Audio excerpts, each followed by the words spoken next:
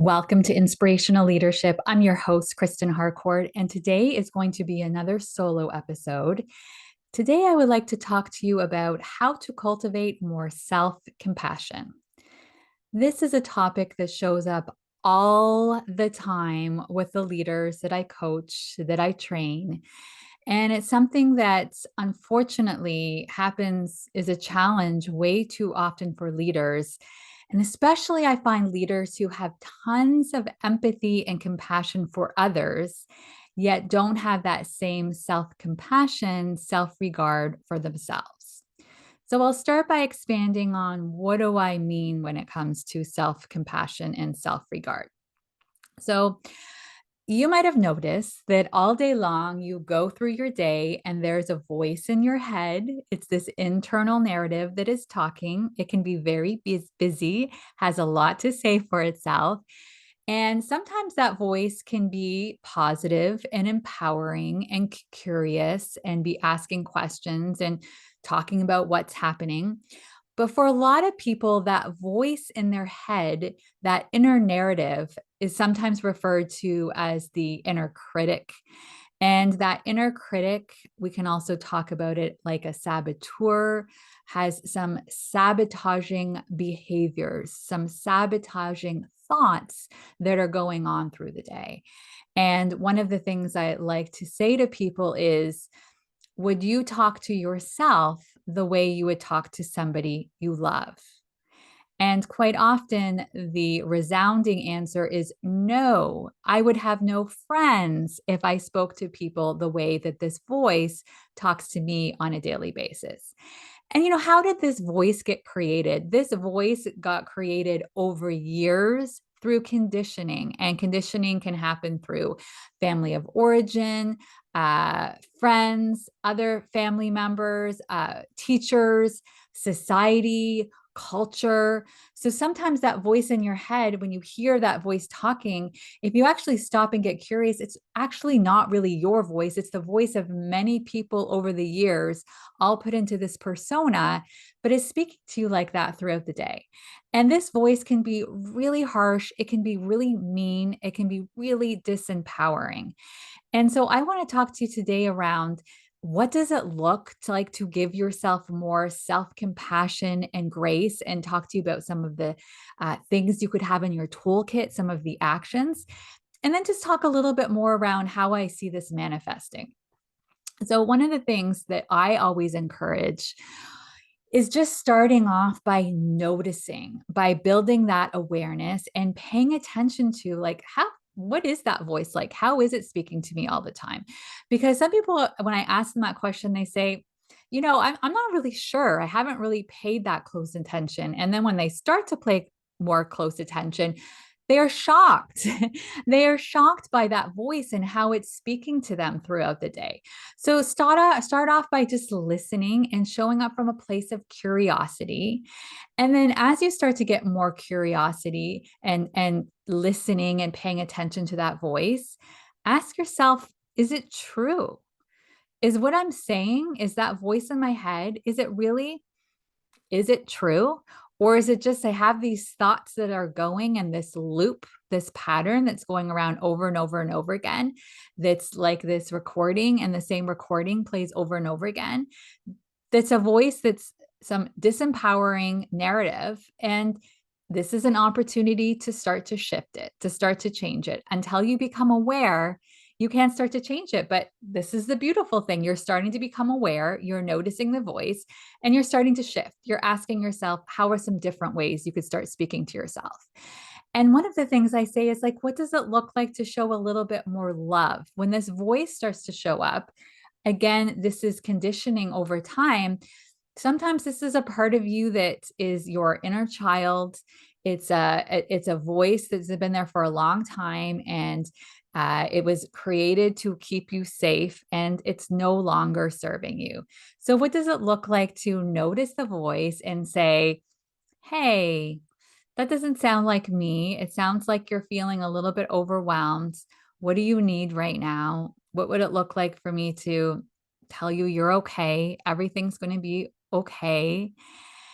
And what would it look like to also have the mantra that it's more about progress over perfection. So my experience is a lot of the leaders that I talk to, when they notice this voice, and I say to them, I'm curious, would you talk the same way to your team, to your peers, to your children, to your significant other, to your boss? And the response again is no, absolutely, I would not. And so they don't have those same expectations for others. Yet, why do they have those same expectations, those specific expectations for themselves? So when you start to tune into more self-compassion and grace, when this voice starts showing up and is getting into perfectionist mode and having such high expectations and putting pressure on yourself, you can start to ask yourself, well, actually, is that really true? And is that serving me? And would I speak to others? Would I give that same advice that voice is giving to me in my head to other people that I care about?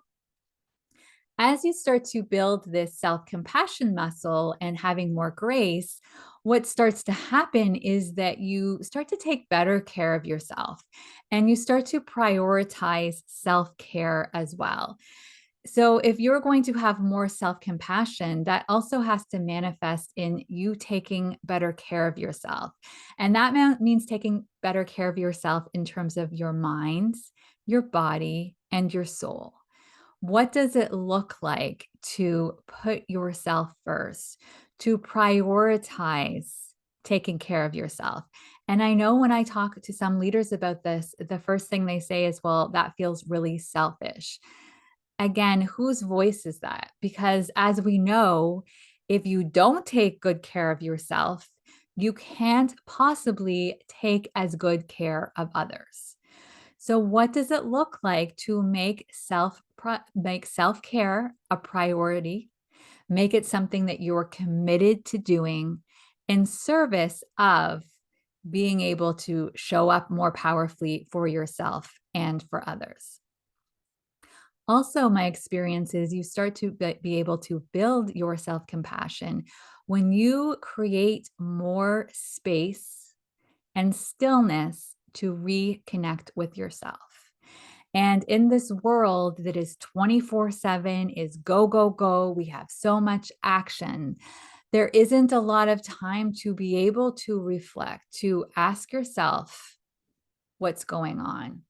What does it look like to give myself more love, to show up with more love? And you start to be able to hear those answers and tune into it when you create more spaciousness, when you create more time for stillness. And that doesn't have to be a lot of time. That could be giving yourself 15 to 20 minutes a day.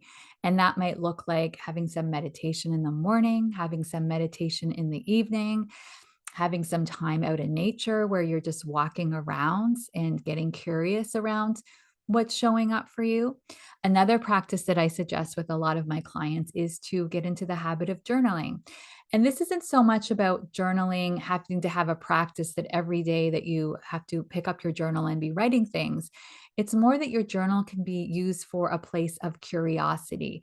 When you start to notice that you're triggered, when you start to notice that your voice isn't speaking as kindly to yourself, writing it down and then asking yourself, hey, what's going on?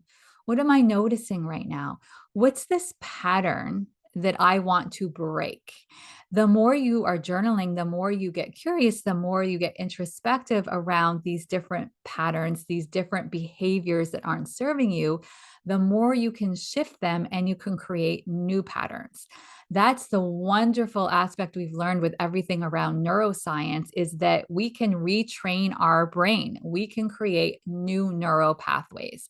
And if we want to create new neural pathways, we have to remove the old patterns and create new patterns that are more empowering.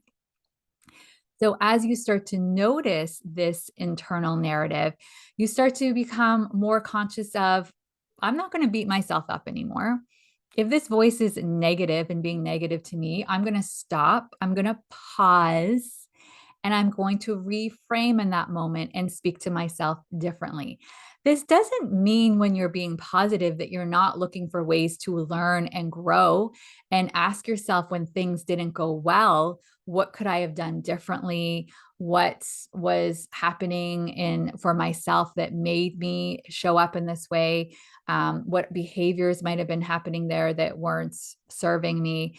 And the part that I also hear with a lot of the leaders that I work with is because they are ambitious, because they are high performers, because they are driven, there's this belief that if they stop talking to themselves like this, that they won't be pushing themselves the way, they won't be working as hard, they won't be getting the same results. I'm here to tell you that that is completely false. That is not the case. That is not going to happen at all. It's again, you've created this narrative to try to keep yourself safe. And there's this belief that, well, I have learned to push myself. So speaking to myself like that gets me moving. You can still get yourself moving by speaking kindly to yourself. You're not going to all of a sudden wake up and say, I am lazy. I am no longer driven. I don't have any goals. I don't care about anything.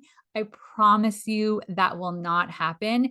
It's just you're going to be taking action from a different place. It's going to be coming from inspired action. You can be loving and kind to yourself and continue to hit all of your goals, all of your targets. It's just going to feel really different. You're going to actually get to feel a sense of fulfillment instead of feeling bad about yourself, instead of feeling insecure, instead of feeling like you are not enough, like you are not worthy. Self compassion is you really accepting yourself as you are. That means all parts of yourself, your beautiful aspects, and what we might describe as not necessarily you're beautiful, but some people talk about the shadow things. To be human is to be imperfectly imperfect. And there are going to be aspects of yourself that you don't enjoy as much, but that's what makes you you. That's what makes you unique. And so it's accepting all parts of yourself. And the more you accept that all parts of yourself, the more that freedom leads to you being able to connect even more powerfully to the people around you. My reminder for you is when you do this, you model this for others.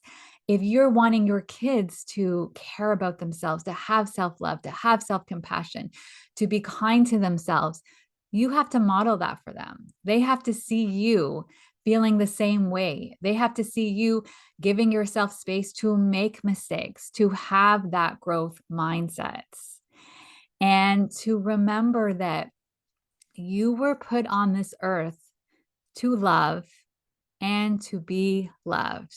You are worthy of that. And it starts with having self compassion. If you enjoyed this episode, please share with others. And I would love if you did a review on Apple Podcasts. The more reviews, the more this podcast gets to get in front of a bigger audience. And as always, I love hearing from you. Let me know what resonated most for you in this episode. What do you want to hear more of?